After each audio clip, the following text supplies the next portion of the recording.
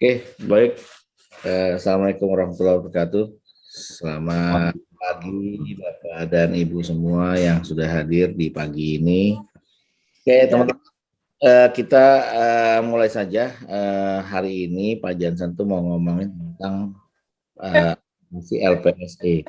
Ya, apa itu LPSE? Apa itu aplikasinya seperti apa? Karena memang LPSE ini penting untuk pelaku usaha yang ingin ke dalam tender-tender, terutama di tender-tender di pemerintahan ya, gitu ya Pak Iya, Jansen. Pak Dokter. Ya, sehingga eh, ini bermanfaat untuk kita semua dan how to-nya nanti kita bisa dengerin nih dari Pak Jansen dan teman-teman. Oke, mempersingkat waktu silakan Pak Jansen untuk mulai mempresentasikan. Silakan Pak. Baik, terima kasih Pak Dokter Safwan STMM. Selamat pagi, Assalamualaikum warahmatullahi wabarakatuh.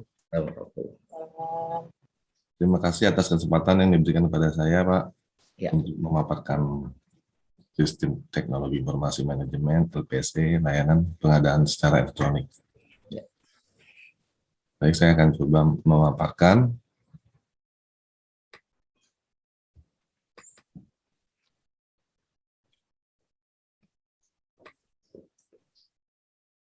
Apakah sudah terlihat, Ya, rekan-rekan? ya, jelas. Sudah. Baik. Baik. Silakan Pak. Ya.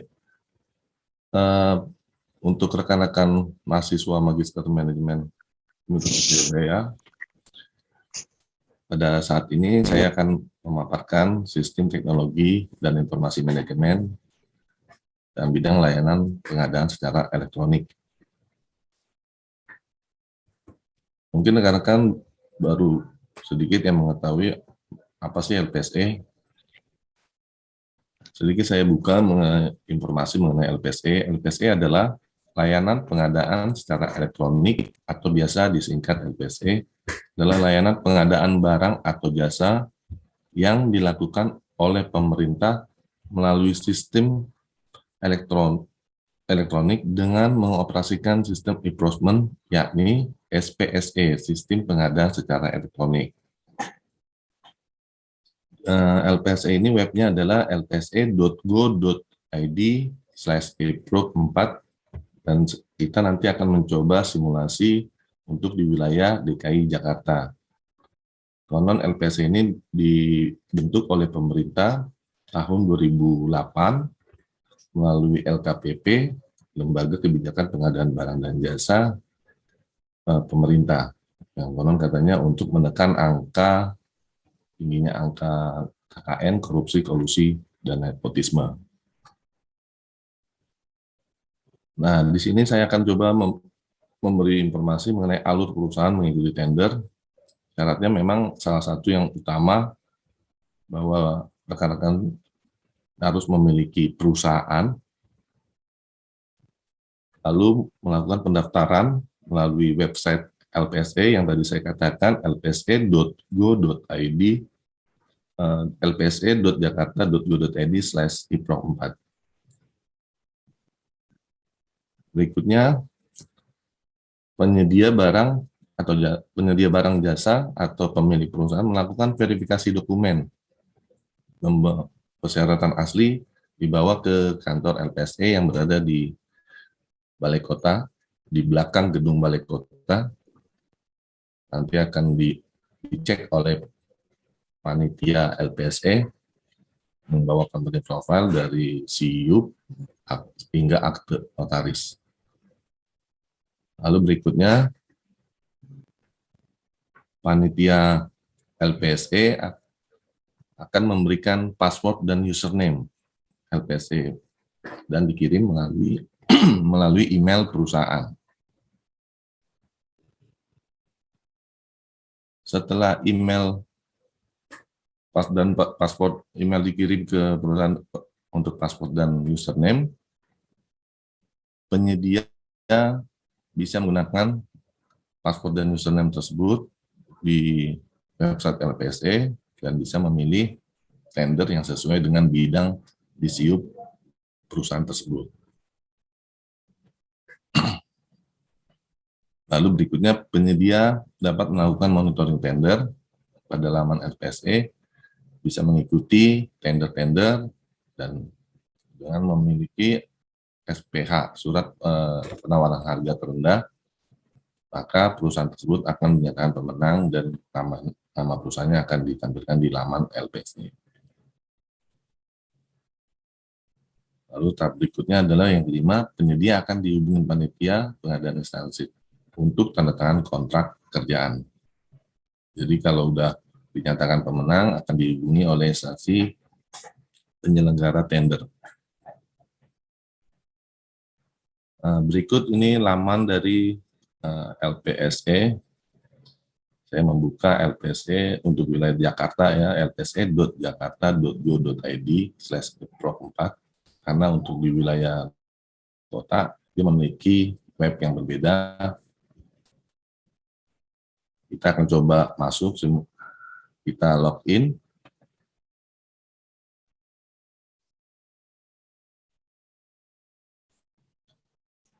Lalu akan ada username, kita masukkan username dan password, lalu kita klik penyedia. Lalu kita klik login. Nah, data yang ditampilkan sebagai berikut, ada kolom beranda, kita akan buka tadi udah data penyedia, paket baru, inbox, log akses, dan ganti password. Kita nanti akan buka semua. Kita mulai dari data penyedia. Di data penyedia ini ada identitas perusahaan, izin usaha, akte, pemilik, pengurus, tenaga ahli, peralatan, pengalaman, pajak, dan integritas sikap. Di identitas perusahaan dapat rekan-rekan mahasiswa lihat bahwa ini merupakan informasi, dasar informasi mengenai perusahaan, adanya nama perusahaan, alamat perusahaan, user ID. Berikutnya kita ke kolom jenis usaha. Jenis usaha, informasi yang diberikan itu mengenai informasi perusahaan juga, lalu tapi izin usaha, mengenai izin usaha adanya UJK, SIUP, TDP, SBU. Nah, di LPSE ini juga memberitahu kepada kita pemilik perusahaan apabila masa berlaku jenis usaha tersebut habis. Contohnya seperti ini, masa berlaku habis.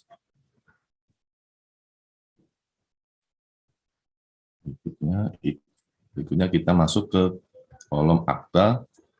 Dalam kolom akta kita dapat melihat informasi mengenai akte notaris perusahaan, dari akte pendirian, akte perubahan terakhir. Notarisnya siapa, ini langsung tertera, langsung terlihat jelas. Berikutnya kita ke kolom, masih di kolom data penyedia, kita ke kolom pemilik. Pemiliknya langsung kita dapat lihat. Berikutnya kita ke kolom pengurus. Kolom pengurus ini merupakan pengurus dalam perusahaan tersebut. Kita ke kolom tenaga ahli. Rekan-rekan bisa lihat tenaga ahli. Lalu kita ke kolom peralatan, ini merupakan peralatan jika rekan-rekan memiliki peralatan di perusahaan.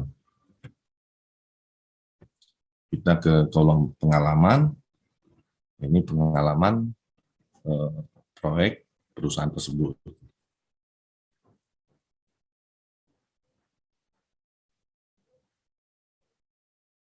Lalu kita ke kolom pajak, ini merupakan informasi laporan perpajakan badan. Lalu kita ke kolom integrasi sikap. Nah, di sini ada kolom ubah data dan sinkronisasi. Ini bisa kita mengubah data melalui integrasi sikap. Lalu disinkronisasikan kembali ke LPSE.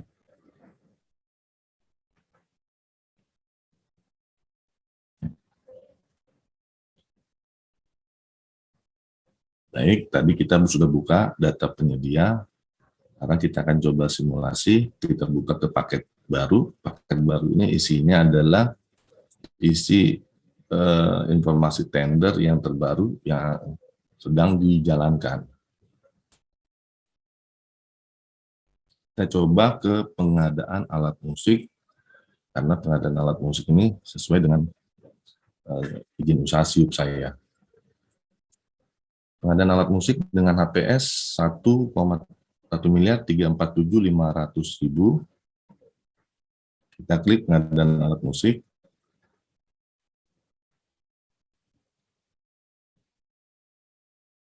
Maka akan ditampilkan seperti ini dari kode tender, nilai nama tender pengadaan alat musik, satuan kerjanya berada di suku dinas kebudayaan Kota Jakarta Pusat, kategorinya merupakan pengadaan barang.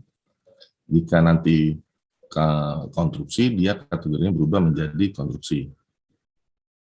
Isi pengadanya belum tentu tender, tahun anggarannya tahun 2021 menggunakan APBD, anggaran pendapatan belanja daerah, dengan nilai HPS 1.347.500.000. Persyaratan kualifikasi, ada izin usaha yang tadi, memiliki TDP atau NIB, memiliki NPWP, telah memenuhi kewajiban perpajakan tahun 2020, lalu melampirkan surat-surat pernyataan yang dapat rekan-rekan perhatikan dan tidak termasuk dalam daftar hitam. Nah, di bagian bawah, LPSC juga sudah melampirkan fakta integritas yang isinya saya menyetujui bahwa satu, tidak akan melakukan praktek korupsi, kolusi, dan nepotisme. Yang kedua, akan melaporkan kepada PA atau KPA jika mengetahui terjadinya praktek korupsi, kolusi, dan nepotisme dalam proses pengadaan ini. Yang ketiga, akan mengikuti proses pengadaan secara bersih, transparan, dan profesional untuk memberikan hasil kerja terbaik sesuai ketentuan peraturan perundang-undangan. Dan keempat, apabila melanggar hal-hal yang dinyatakan dalam angka 1, 2, dan 3, maka bersedia menerima sanksi sesuai dengan peraturan perundang-undangan. Nah, apabila rekan-rekan sudah setuju dengan isi fakta integritas ini dan menyetujui untuk mengikuti tender ini, kita akan klik ke setuju dan ikut tender. Namun LPSM memastikan dengan memberikan pertanyaan, apakah Anda yakin mengikuti tender ini? Kalau yakin, oke. Baik, ini di sini pengadaan alat musik sudah masuk berada di laman LPSE. Kita coba klik pengadaan alat musik yang ditampilkan seperti ini. Nama pengadaan alat musik secara detailnya, kualifikasi, penawaran, belum. Kita kembali lagi yang tadi. Nah, kita coba untuk masuk detail pengadaan alat musik detail. Kita klik detail. Detail kita akan dapat melihat syarat ataupun informasi mengenai tender pengadaan alat musik tersebut. Sama seperti yang tadi di depan, instansinya berada di Provinsi Daerah DKI Jakarta, satuan kerjanya Suku Dinas Kebudayaan Kota Jakarta Pusat, kategori pengadaan barang, tahun anggaran APBD 2021. Namun di sini, di kolom ini, kita bisa melihat nilai pagu paket 1.574.925.000. HPS itu adalah harga perkiraan sendiri, 1.347.500.000. Jadi ada pengurangan kurang lebih 10%. Namun angka ini, rekan-rekan semua, ini sudah mencakup include beserta PPN. Tapi untuk kami penyedia barang dan jasa, ini selalu menghitung kami 11,5%. 10%-nya itu PPN, 1,5%-nya itu PPH. Nah, itu mungkin Bu Rini pasti mengetahui. Jadi 1.347.500.000 kita kurangi dulu 11,5%, sehingga mendapatlah harga dasar tender tersebut, karena 11,5% ini yang merupakan milik negara dan sisanya adalah yang ditransfer oleh instansi tersebut apabila pekerjaan sudah selesai. Lalu izin usaha seperti yang tadi, seperti di awal, persyaratan kualifikasi teknis, memiliki pengalaman pekerjaan, penyedia barang pada divisi yang paling sama, kurang satu pekerjaan dalam kurun waktu 1 tahun terakhir di lingkungan pemerintah maupun swasta, termasuk pengalaman subkontrak, penyedia barang sekurang-kurangnya dalam kelompok atau grup yang sama, yang kurang satu pekerjaan dalam kurun waktu 3 tahun terakhir, baik di lingkungan pemerintah maupun swasta, termasuk pengalaman subkontrak. Dan yang terakhir ini ada penjelasan kualifikasi teknis untuk pelaku usaha yang baru berdiri kurang dari 3 tahun, dikecualikan dari butir persyaratan pengalaman huruf A dan huruf B untuk nilai paket pengadaan sampai dengan paling banyak 2.500.000.000 rupiah. Nah, peserta tender pun dilampirkan sebanyak 82 peserta. Cukup banyak sekali peminatnya. Lalu berikutnya, tadi kita sudah mencoba membuka detail, maka berikutnya kita akan membuka upload dokumen penawaran.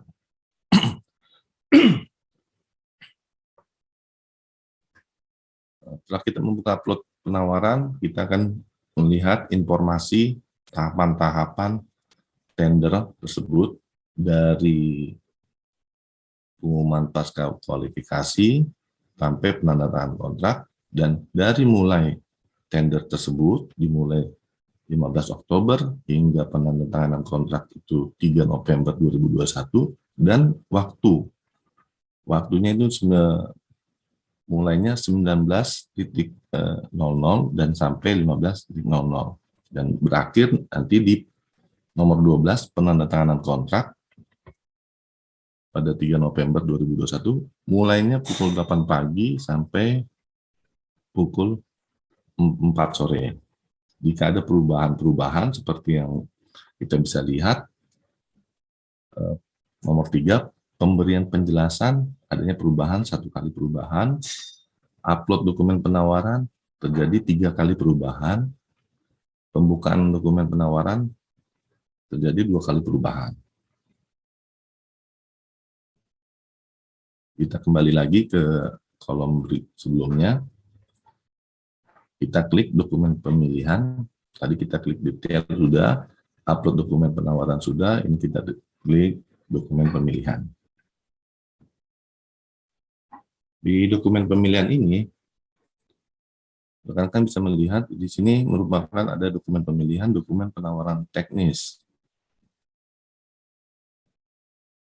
Lalu adanya persyaratan kualifikasi administrasi, memiliki TDP seperti yang tadi di awal.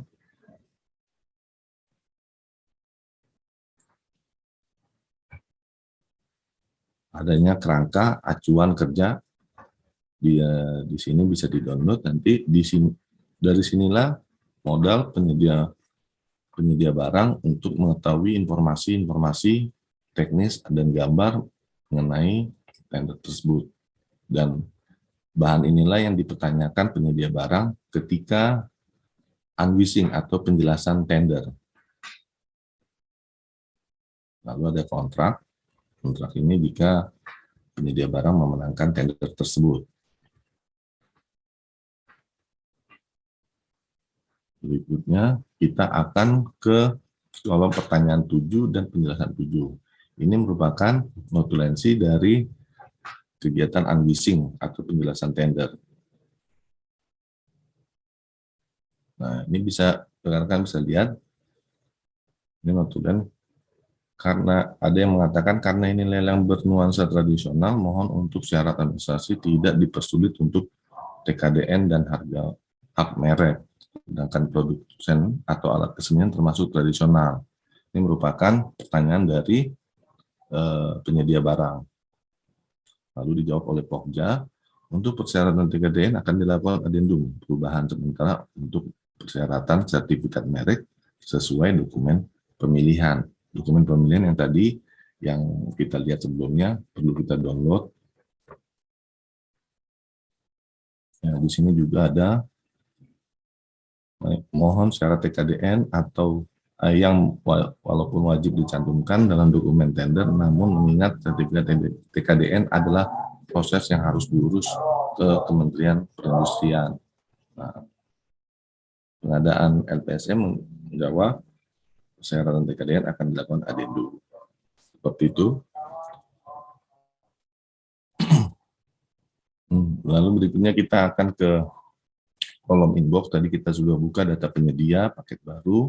Lalu ke inbox. Inbox ini adalah informasi dari LPSM mengenai aktivitas kita untuk penggantian seperti contoh ganti password, pengumuman pembatalan tender.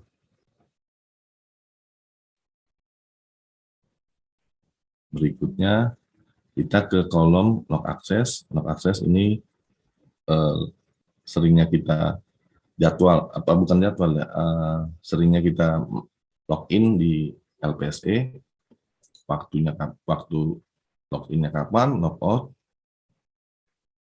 Lalu yang terakhir kita masuk ke kolom ganti password. Nah, di ganti password ini ada password lama, password baru. Ulangi password baru. Memang kami disarankan untuk sering minimal 1 bulan sekali untuk mengganti password guna menjaga pembobolan username dan password. Demikian pemaparan dari saya mengenai LPSE. Berikutnya saya kembalikan ke Pak dosen Dr. Safwan STMM. Terima kasih. Well prepared. Bravo nih. Well prepared, luar biasa nih Pak Jansen nih.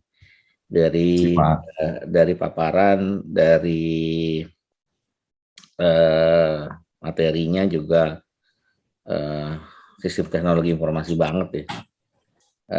Alur jelas gitu ya, karena memang praktisi ya dari Pak Jansen sendiri yang memang orang yang menggeluti ini terus ya, karena memang kebutuhan akan mengikuti tender gitu ya, mengikuti tender atau mengikuti pengadaan barang dan jasa di pemerintahan gitu ya. Dan mungkin teman-teman yang mungkin ya kayak teman-teman harus tahu ya kenapa dibentuknya aplikasi ini ya. Mungkin tadi sekilas ya kalau kita lihat ya, dan kalau teman-teman sebagai praktisi di kantor ya, dokumen-dokumen yang ada itu luar biasa banyaknya untuk pengadaan barang dan jasa untuk satu dokumen ya. Kalau tidak memakai e-procurement luar biasa kita harus menyediakan banyak space ya untuk menaruh kontrak, untuk menaruh penawaran, dan itu penawaran nggak hanya dari satu ya, dari berbagai vendor. Ini bayangkan kalau ini kantor kecil saja seperti itu, bagaimana di pemerintahan yang mau ikut juga banyak sekali gitu ya.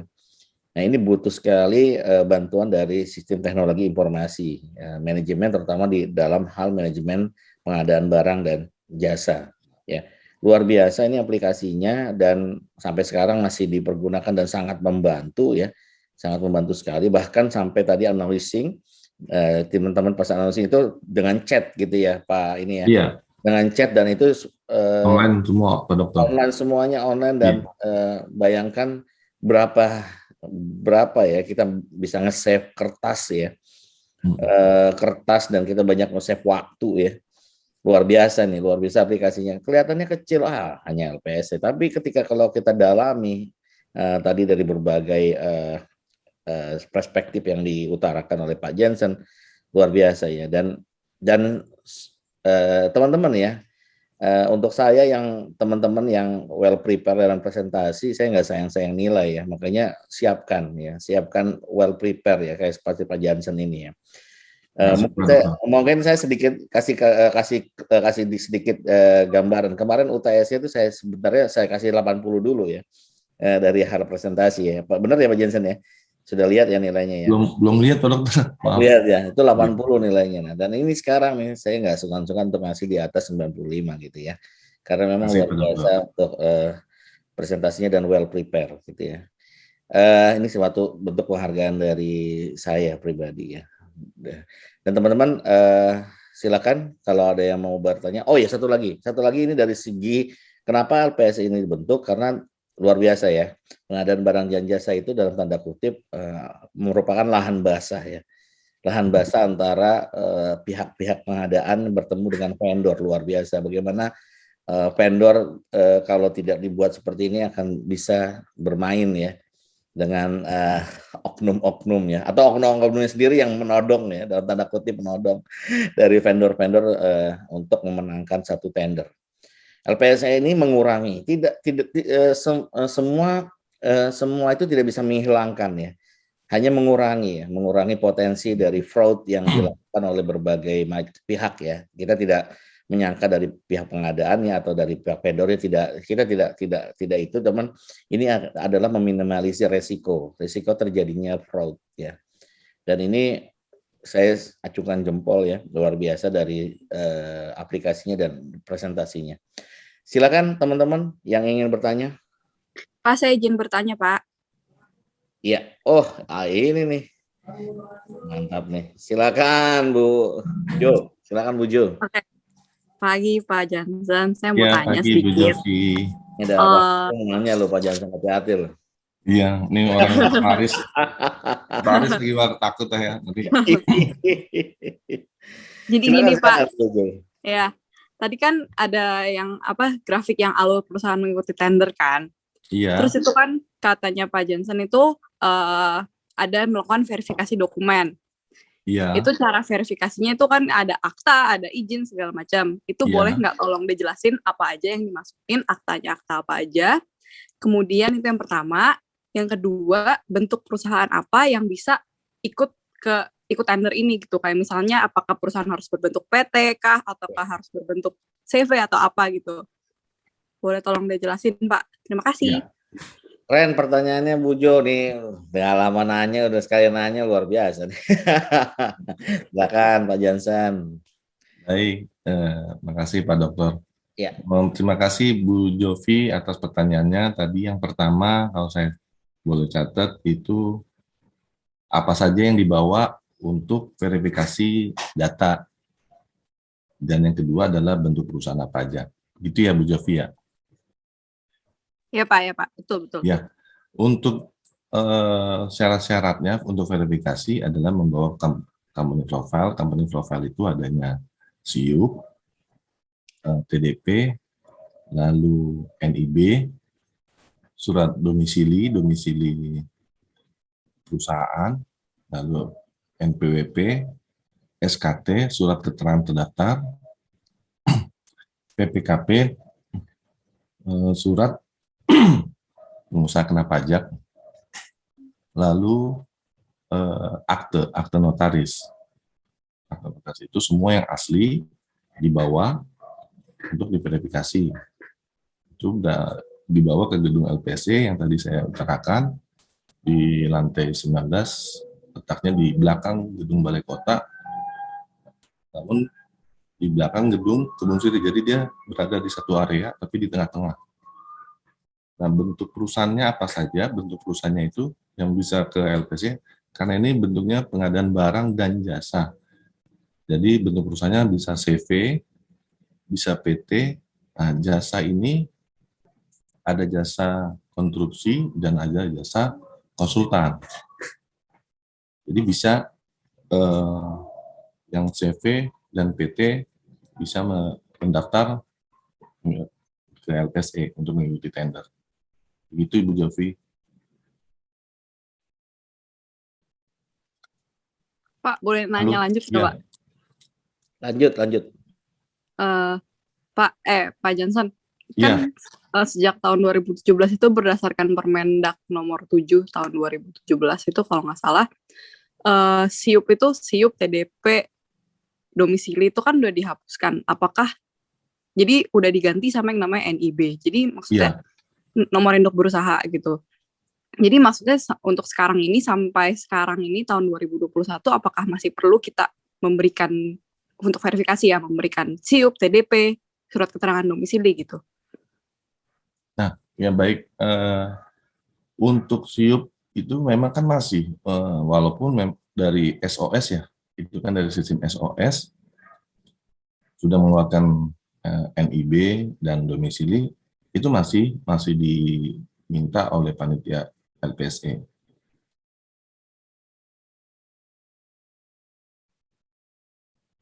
Halo? Ya, oke Pak. Thank you. Iya, Bu Jopi, sama-sama. Makasih ya, Bu Jo.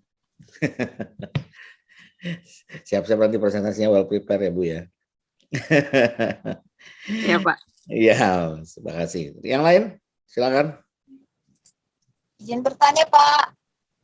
Siap Bu Ketua Kelas, silakan. Ini ketua kelas. Pagi Bang Johnson. Pagi, Mbak Diba. Bang Johnson, tadi waktu pas paparan saya menyimak itu ada yang di laman LPSM. Tadi kan di kolom terakhir itu ada tulisan sikap tuh. Nah, saya mohon ini dijelaskan apa itu sikap.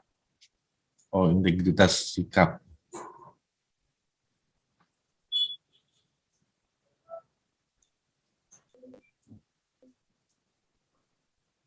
Ya tadi saya juga mau nanya tuh sikap apa ya?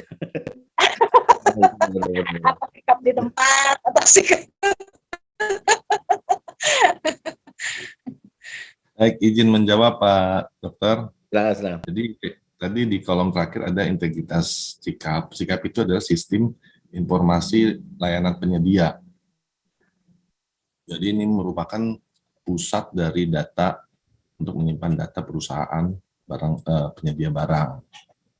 Nah, nanti ketika kita masuk di sikap, webnya itu web sikap itu sikap.lkpp.go.id. Nah, nanti kita rubah. Setelah kita rubah, nanti kita sinkronisasi lagi seperti yang tadi saya utarakan, sinkronisasi, maka perubahan yang di LPSE berubah secara otomatis. Misalkan kita mau memasukkan pengalaman kerja karena ada memenangkan tender. Kita masukkan melalui sikap. Ya, lalu ada memasukkan laporan pajak tahunan. Kita masukkan ke dalam sikap. Nanti kita sinkronisasi. Nah, nanti perubahan di LPSE berubah dengan sendirinya. Jadi mengupdate gitu loh. Begitu Bu Diba. Berarti itu sama dengan kita mendaftar ulang ya, atau mengisi data seperti itu, mengisi data perusahaan kita gitu, atau gimana? Maksudnya Pak Johnson? Bukan mengisi data, kita mengupdate, lebih tepatnya mengupdate, memperbarui data perusahaan. Seperti yang tadi saya utarakan, apa yang mau kita utarakan, mau kita ganti, misalkan kita ada pengalaman baru, pengalaman yang baru nih, baru kita menangkan di tempat yang di instansi yang berbeda gitu ya. Nah, ini kan kita perlu masukin ke dalam LPSE. Nah, caranya bagaimana? Yaitu yang tadi, melalui integritas sikap. Makanya sikap ini merupakan sistem informasi layanan penyedia. Nah, merupakan tempat pusatnya data penyedia barang. Dan kita bisa melihat di situ, misalkan mau mencari perusahaan PT ABC, bisa langsung kedetek informasi perusahaan ABC dari alamat, nomor nama direkturnya, seperti itu Mbak Diba. Berarti semacam tempat pengarsipan juga ya? Iya, lebih tepatnya seperti itu ya. Berarti kita bisa melihat data-data kita yang lama ya? Data kita yang lama, iya, bisa. Yang lama kan berarti masih tersimpan di situ ya? Betul. Kita bisa menghapusnya juga. Oh, gitu. Walaupun kita ngisi dengan data yang baru, terbaruan itu, berarti yang lama masih tetap tersimpan ya? Masih ada. Oh, oke. Terima kasih, Bang Johnson. Iya, makasih juga Mbak Diba. Mbak Diba ya. Pertanyaannya bagus ya, saya juga tadi bingung ya apa sih sebenarnya. Katanya memang sakit saya fakta integritasnya gitu ya, ternyata update terhadap informasi perusahaan yang terbarunya ya. Sehingga pihak LPC terupdate ya informasi-informasi dan tidak ada penghapusan data lama ya sebagai record bahwa telah terupdate data-data dari data-data yang sebelumnya. Jadi semuanya bisa men-trace, semua bisa lihat ya. Bagus. Betul, bagus kalau dia terupdate kemudian kita nggak bisa ngelihat flashback lagi kan agak sulit untuk membandingkan mana yang sudah terupdate atau yang belum gitu. Silakan, ada yang lain mau bertanya? Silakan. Bertanya, Pak. Oh, ya ini nih. Pak Johnson udah bayar pajak kan? Udah. Ini ngeri nih. Taat Pak dia Pak. Tadi nggak ada yang telat loh Pak itu. Oh gitu ya. Iya, nggak ada yang telat. Dibantu Bu Rini ya, alhamdulillah. Silakan. Saya mau tanya pengalaman Pak Johnson aja dia memakai aplikasi ini, apakah sering nge-lag pada saat musim tender atau smooth gitu? Oh, ya, itu. Bener banget tuh pertanyaannya. Ngeselin itu. Soalnya kalau lagi input gitu kan. Pemerintah sih Pak ya. Ya pas deadline gitu kan, aduh, katanya nge-lag gitu ya dari servernya. Gimana Pak Johnson pengalaman dari servernya? Ini bagus juga nih untuk di-sharing.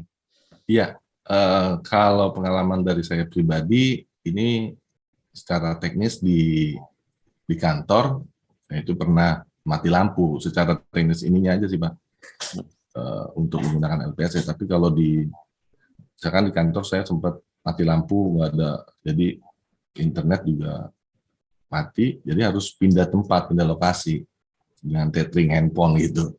Itu aja solusinya waktu itu gitu, langsung tethering handphone, pindah lokasi. Datanya diulang lagi ketika mati itu dari transaksi itu diulang lagi atau udah langsung terrekod data yang lamanya? Jadi tinggal lanjut. Jadi di LPS ini kan kita online, Pak. Ya. Online. Nah, ketika ini di kantor misalkan mati, waktu itu mati, ya ketika kan hilang semua internet, ya, kan berjalan terus online-nya. Misalkan dalam unwishing ya, unwishing, penjelasan tender. Nah, ketika kita pindah tempat, itu ya kita ketinggalan beberapa menit. Seperti itu. Saya pindah lokasi, langsung masuk lagi ke LPSE, ke unwishing tersebut. Nah, tapi udah langsung hilang berapa menit lah, ketinggalan gitu. Itu adalah unwishing kan lagi penjelasan. Yang saya tanya apakah ketika kita lagi mengisi nih, tadi kan ada beberapa dokumen submit. Iya. Beberapa submit dokumen. Kemudian mati lampu atau mati sinyal kurang baik, kemudian atau servernya lagi hang gitu di sana. Iya. Itu gimana? Apakah datanya tersimpan yang terakhir atau tetap kita harus mulai dari awal? Oh, datanya simpan yang terakhir. Oke, siap. Jadi kita nggak perlu kerja 2 kali, gitu loh Bu. Iya. Berarti kalau lagi peak season atau lagi volumenya lagi tinggi, padat sama. Jadi yang terakhir itu data-data yang terakhir disimpannya gitu ya. Berarti servernya termasuk bagus ya Pak ini ya. Bagus Pak Dokter, bagus. Karena kan ini juga nasional ya Bu Rini, atau ini kan kalau di daerah provinsi kan luar biasa banyak. Makanya servernya saya yakin kapasitasnya juga sangat besar. Demikian Bu Rini. Ya.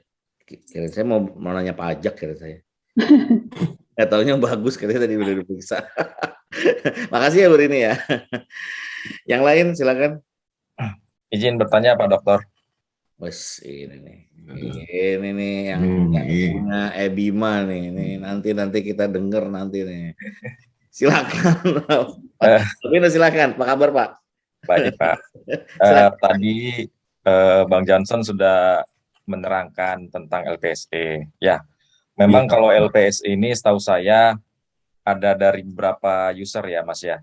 Satu dari penyedia barang, satu dari PPK, dan satu juga dari tim Pokja. Nah, kebetulan di kantor juga kita sebagai salah satu pengguna LPSI ini. Nah, tetapi saya ngebahas masalah dari LPS, ada user ini aja, user penyedia barang gitu ya. Nah, untuk user pengguna barang itu, Mas Johnson, pasti ada cara mungkin kita bisa mendapatkan ID ya, tapi apakah tadi sudah bisa dijelaskan atau tidak. Nah, kadang-kadang juga saat kita menginput ID itu, kadang-kadang kita juga lupa password ataupun lupa nomor kita gitu ya. Nah, tindakan apa yang harus kita lakukan? Itu pertama. Terus kedua, ini kan tadi menginput terkait data-data perusahaan ya. Data-data perusahaan pasti akan ada perubahan-perubahan kalau kita misalnya saja pindah alamat ataupun ada perubahan data-data terkait masalah kita memasukkan untuk persyaratan pemasukan lelang gitu. Nah, kira-kira kalau pengalaman Mas Johnson gini, kalau misalnya ada perubahan-perubahan data gitu, sepertinya apa yang harus kita lakukan supaya bisa nanti di LPS ini tidak ada masalah. Terima kasih, Pak. Terima kasih, pertanyaannya bagus, Pak Nopinus. Silakan Pak Johnson. Baik, terima kasih atas pertanyaannya Pak Nopinus. Akan mencoba menjawab. Tadi yang pertama, lupa password, tindakannya apa gitu ya. Nah, kalau ada lupa password, itu sering saya juga pernah lupa password. Itu sama seperti kita kalau masuk email.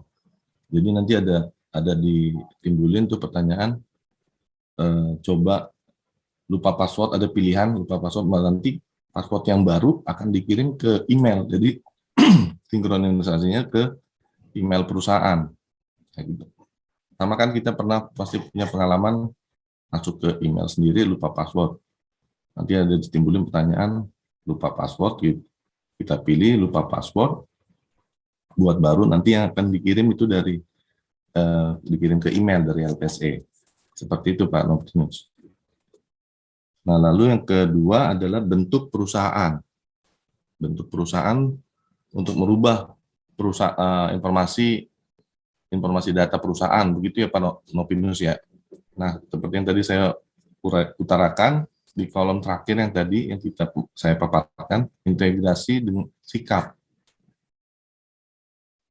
Nah, dari sikap itu nanti kita masuk, kita bisa merubah. Misalkan ada perubahan domisili. Nah, kita masukkan perubahan domisili itu. Tapi jangan lupa, kita sinkronisasi. Tadi yang ada kolom merah sinkronisasi. Nah, dengan secara otomatis, data yang di LPC berubah, terupdate. Karena kita sudah mengganti di integritas sikap dan kita sinkronisasi kembali. Begitu Pak Nopinus. Gimana, cukup Pak Nopinus? Cukup Pak. Terima kasih Pak Nopinus. Terima kasih Pak Nopinus. Ada yang lain? Izin Pak, boleh bertanya Pak? Ya Bu Ismi. Wah, ini KPU. Ini KPU nih. KPU. Ya nih. Assalamualaikum warahmatullahi wabarakatuh. Pagi. Waalaikumsalam warahmatullahi wabarakatuh. Dokter. Izin bertanya pada Pak Johnson ya. Tadi waktu pendaftaran tender itu dijelaskan pasca satu file harga terendah sistem gugur. Itu bisa tolong dijelaskan. Kemudian yang kedua, penjelasan tender waktu dokumen penawaran teknis ada disebutkan TKDN. Mohon penjelasannya Pak Johnson, terima kasih. Mantap, makasih Bu Ismi. Ya. Kirain mau minta pengadaan kardus lagi. Nanti Pak Johnson bisa nih.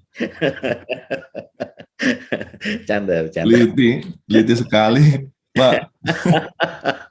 Sampai sistem gugur nih. Berarti teliti benar Bu Ismi. Silakan Pak Johnson. Silakan Pak Johnson. Bu, terima kasih Bu Ismi, tadi pertanyaannya penjelasan mengenai sistem gugur dan TKDN ya. Kalau sistem gugur, jadi di LPSE ini menggunakan sistem gugur artinya kita memberikan harga yang terendah jika kita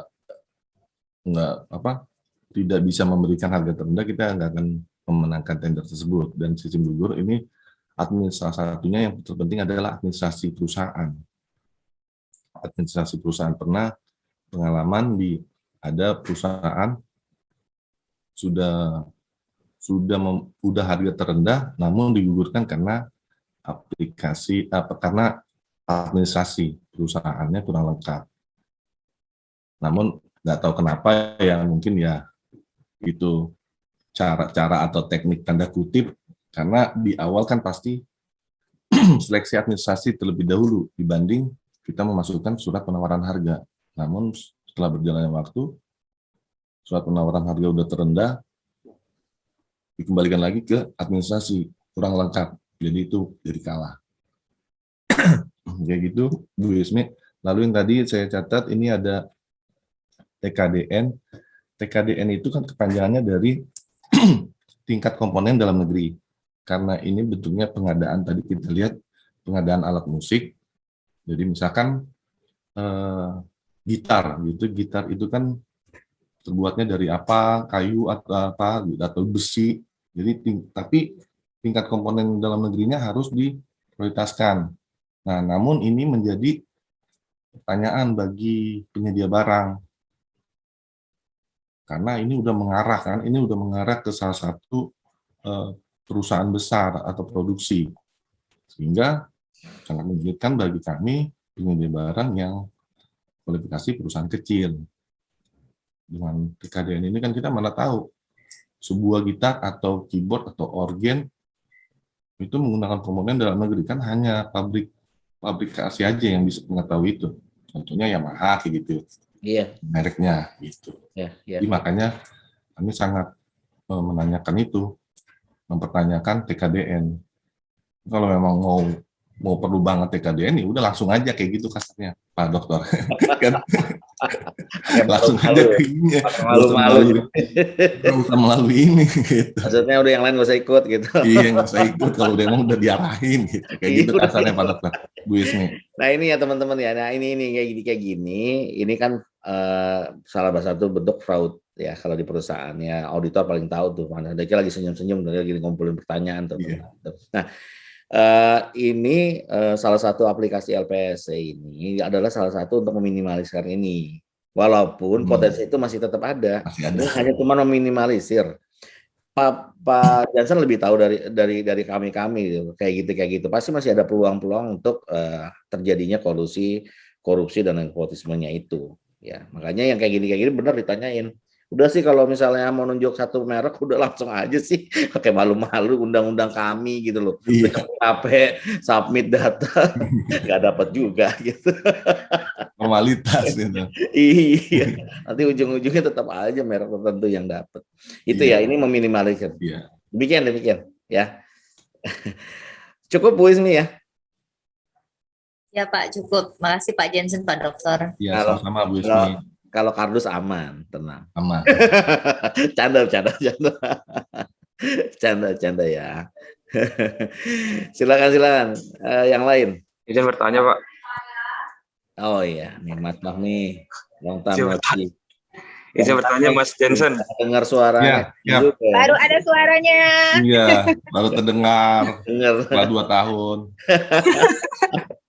Mas Fahmi ditanya juga lain, ngeri. Silakan Mas Fahmi. Silakan Mas Fahmi. Tanya tadi saya melihat di bagian login ada login penyedia dan non penyedia. Apa ada bedanya Pak?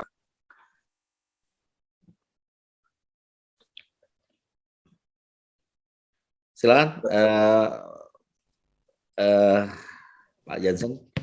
Ya, saya makasih atas pertanyaannya Mas Fahmi. Untuk pertanyaan yang ini penyedia sama non penyedia. Ya.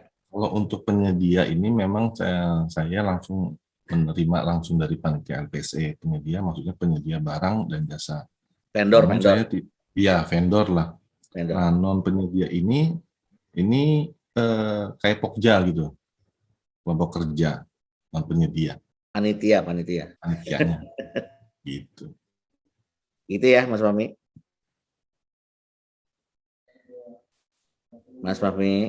Gitu ya Mas Fahmi. Ya baik Pak. Iya. Minimal ada pertanyaan dari Mas Fahmi. Terima kasih Mas Fahmi. Makasih Mas Jansen pertanyaan jawaban. Silakan. Yang lain. Pak, izin tanya Pak. Nah ini dia nih Mas Rian. Silakan Mas Rian. Lagi nggak jalan-jalan lagi nih Mas Rian? Nggak jalan-jalan Pak. Kemarin ada tugas kantor. Oh, silakan. Assalamualaikum warahmatullahi wabarakatuh. Waalaikumsalam warahmatullahi wabarakatuh. Dokter dan teman-teman semua. Saya di sini izin bertanya terkait tadi kan di kolom prasyaratan kan ada syarat terkait pengalaman ya Pak ya. Dan di situ di kolom prasyarat pengalaman itu terdapat submenu tentang pengalaman subkontrak. Kira-kira yang bisa dijelasin nggak Pak pengalaman subkontrak itu apa? Terima kasih. Makasih Mas Rian. Silakan Pak Jansen. Ya, makasih Mas Rian atas pertanyaannya. Penjelasan mengenai subkontrak ya. Saya ambil simpelnya aja ya, contohnya subkontrak itu misalkan perusahaan A memenangkan tender di instansi Kemenq. Ya. Karena banyaknya item, jenis barang ataupun apalah itu, si perusahaan A ini sharing pekerjaan dengan perusahaan Mas Rian. Namun, perusahaan Mas Rian mendapat kontrak dari perusahaan A. Untuk apa si perusahaan A ini men-sharing pekerjaan, item-item tersebut? Yang pertama, satu pastinya untuk mempercepat pekerjaan tersebut agar cepat selesai sehingga dapat untuk segera menagih. Itu yang kedua, ya mungkin tanda kutip dia tidak mampu atau kurang bisa untuk item tersebut, sehingga dicarilah perusahaan yang pas untuk item tersebut. Dipilihlah perusahaan Mas Rian. Mas Rian nanti mendapatkan kontrak dari perusahaan A. Sedangkan perusahaan A, si pemenang tender, mendapat kontrak dari instansi Kemenq tadi. Itulah yang dimaksud pengalaman subkontrak, bisa menjadi bahan dan kualifikasi di LPSE. Begitu, Mas Rian. Jelas, Mas Rian? Terima kasih Pak Jansen, jelas Pak. Oke, makasih ya Mas Rian pertanyaannya. Yang lain, silakan. Ingin bertanya Pak. Siap. Mbak Farah, kemana aja kemarin? Kemarin lagi tes Pak. Oh, kemarin lagi ngetesin sidik jari siapa aja? Oh,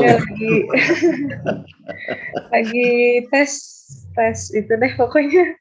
Mudah-mudahan sukses ya. Iya, amin. Silakan.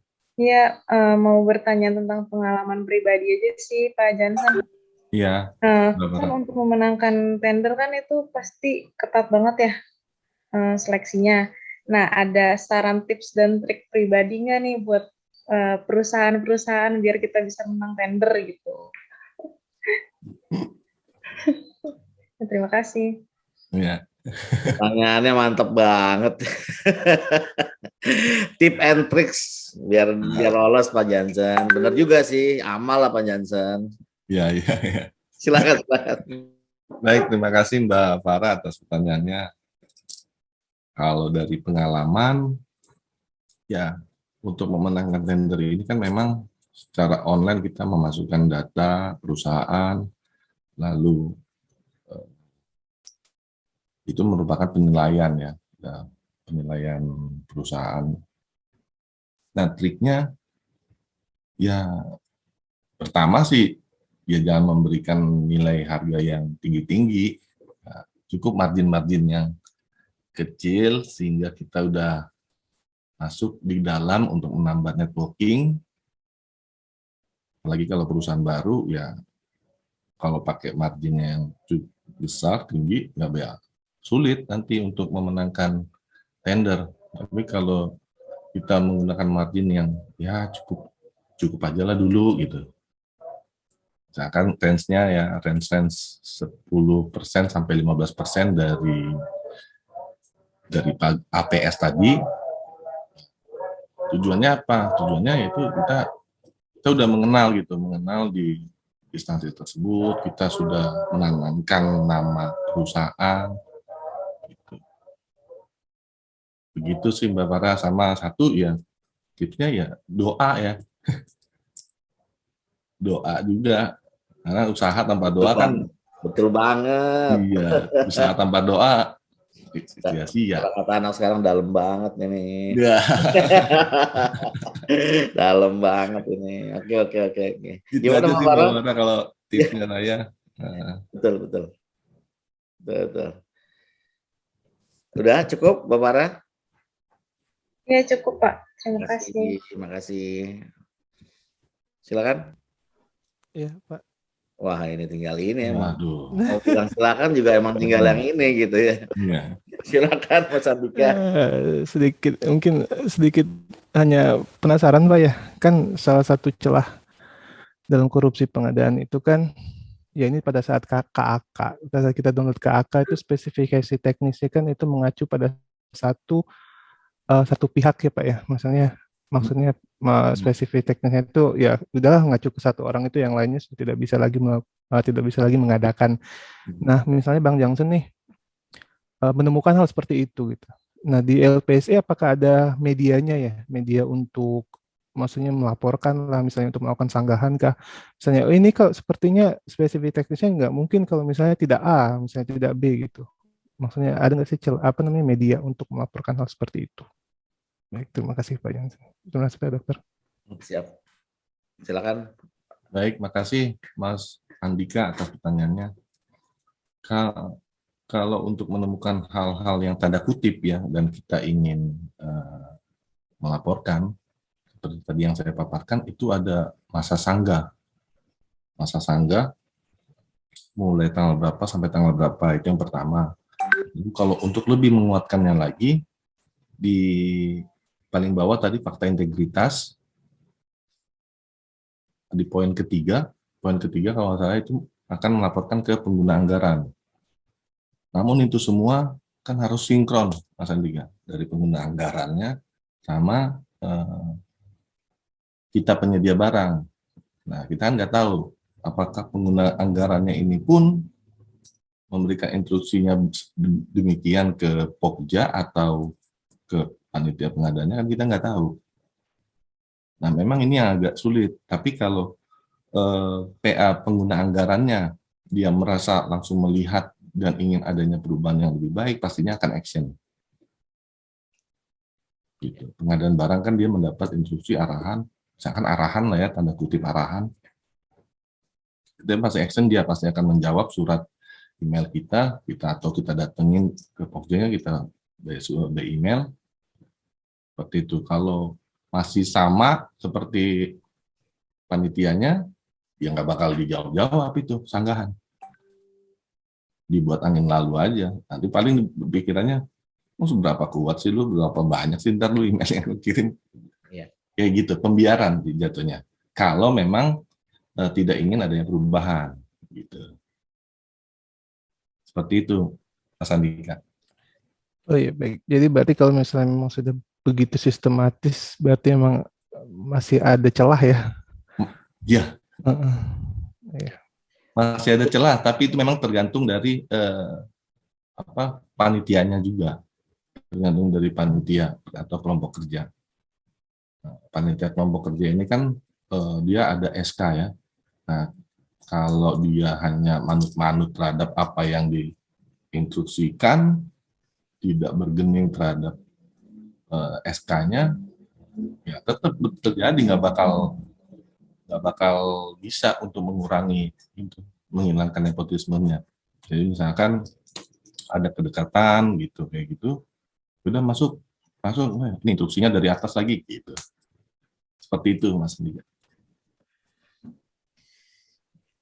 Ini sambil ini nanya-nanya nih sambil ke ininya nih, ke auditin.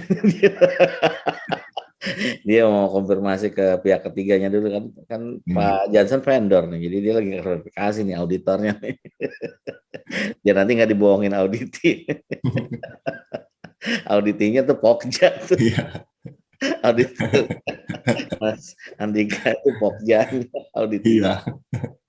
Hati-hati Bang Johnson. Iya.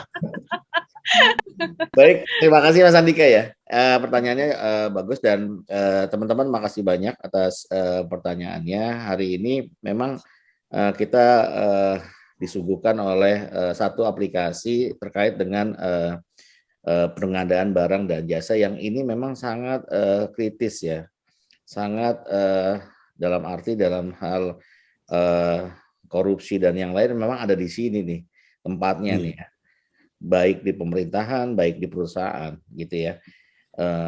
Baik perusahaan dalam hal BUMN atau dalam hal misalnya organisasi yang kecil dan yang lain dan swasta ya. Ini sama semuanya. Semua resiko terbesar mungkin bisa ditanya oleh auditor Mas Andika gitu ya. Resiko terbesar ada di pengadaan ya, karena memang ada interaksi antara pihak penyelenggara atau pengadaan barang dan jasanya terhadap pihak ketiga atau vendor, di mana ini bisa terjadi hal-hal yang tidak diinginkan. Kembali lagi ke pelajaran sistem teknologi informasi manajemen ya. Yang kalau kita lihat dari awal yang diungkapkan oleh Pak Johnson, itu luar biasa banyak hal-hal yang dapat kita ambil petik dan hikmahnya, yaitu terkait pemanfaatan teknologi, khususnya teknologi informasi yang telah disajikan. Luar biasa bagaimana ceritanya kalau ini masih manual. Luar biasa banyaknya sekali kita membuang-buang kertas dan membuang sekali waktu yang sangat banyak dan juga biaya untuk menyimpannya. Karena untuk diketahui dokumen-dokumen ini harus disimpan. Kenapa? Untuk pertama recordnya, yang kedua untuk kalau nanti terjadi sesuatu permasalahan yang nanti akan dimintakan dokumen-dokumen yang terkait. Nah ini hal-hal yang sangat rumit, ya sangat memakan effort yang banyak baik waktu dan tenaga dan biaya ya. Bayangkan satu dokumen untuk satu vendor itu bisa ada 100 lembar gitu ya, minimal ada 100 lembar karena ada kontrak, ada surat izin, ada SIUP dan yang lain, dan banyak sekali dokumen-dokumen yang harus disubmit oleh vendor. Bayangkan itu dari satu vendor. Bagaimana kalau ada 100 vendor? Dan itu baru dari satu pekerjaan. Bagaimana kalau ada 1000 pekerjaan? Ini harus dilihat bagaimana teknologi informasi ini sangat membantu ya, sangat membantu kehidupan kita yang tadinya sangat complicated ya, menjadi menjadi simple ya, menjadi simple dan kita tinggal bermodal biaya untuk menaruh itu di server, baik server yang lokal atau cloud ya, cloud system ya, sistem yang berbasis cloud gitu ya. Bayangkan ini yang dan kemudian interaksinya sangat simple gitu ya. Interaksinya sangat simple. Bayangkan kalau mereka harus datang gitu ya, membawa dokumen, kemudian mensubmit dan yang lain. Ini dimudahkan semuanya. Ya, hanya butuh modal internet ya. Hanya butuh modal internet, kecepatan internet. Kita sudah dimudahkan semua dan kita bisa kapan tahu kapan kita menang itu juga kita tinggal lihat laptop kita atau komputer kita gitu ya, nggak perlu kita datang lagi, nggak perlu kita menegosiasi kepada Pokja dan yang lain sehingga itu terjadi nepotisme, kolusi dan korupsi. Terima kasih Pak Johnson penjelasannya dan ini sangat berguna. Dan demikian terima kasih. Happy nice weekend untuk minggu ini. Senang sekali bisa ketemu teman-teman di Sabtu ini dan yang mau jalan-jalan silakan, yang mau kuliah lagi silakan gitu ya. Saya akhiri untuk hari ini. Assalamualaikum warahmatullahi wabarakatuh. Waalaikumsalam warahmatullahi wabarakatuh. Kita foto dulu ya sebelum ini ya. Sebelum ya. Dengan foto yang terbaik ya teman-teman, siap-siap dengan ini yang terbaik karena memang foto ini bukan hanya sebagai foto tapi ini sebagai absen saya. Jadi saya kalau masih ngasih nilai pakai absen ini foto ini. Makasih ya teman-teman ya. Oke, sampai ketemu lagi di pertemuan selanjutnya di minggu depan. Jaga kesehatan, tetap semangat teman-teman untuk kuliahnya. Saya akhiri. Assalamualaikum warahmatullahi wabarakatuh. Waalaikumsalam warahmatullahi wabarakatuh. Terima kasih Pak Dok. Terima kasih Pak Dokter. Ya.